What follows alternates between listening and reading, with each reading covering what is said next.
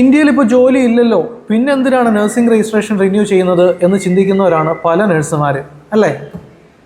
പക്ഷേ ഒരു കാര്യം മറന്നു പോകരുത്, നഴ്സിംഗ് രജിസ്ട്രേഷൻ എന്ന് പറയുന്നത് ഒരു നഴ്സിന് വർക്ക് ചെയ്യാനുള്ള ലൈസൻസ് ആണ്.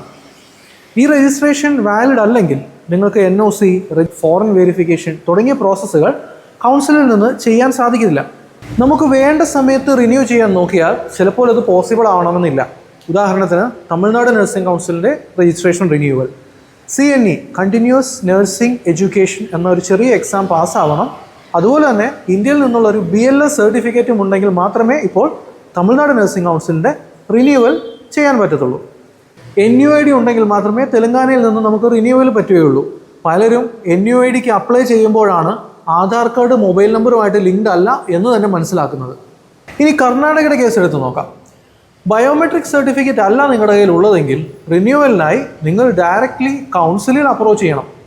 ഇങ്ങനെ നോക്കിയാൽ അധികം വൈകാതെ മിക്ക കൗൺസിലുകളിലെയും രജിസ്ട്രേഷൻ റിന്യൂവൽ അത്ര എളുപ്പമാകില്ല. അതിനാൽ നിങ്ങളുടെ കയ്യിലുള്ള രജിസ്ട്രേഷൻ സർട്ടിഫിക്കറ്റിൻ്റെ വാലിഡിറ്റി ഇന്ന് തന്നെ ചെക്ക് ചെയ്യൂ. കൂടുതൽ വിവരങ്ങൾക്കും നിങ്ങളുടെ സംശയങ്ങൾ ക്ലിയർ ചെയ്യാനുമായി വിളിക്കൂ നുവേര വെരിഫിക്കേഷൻസ്.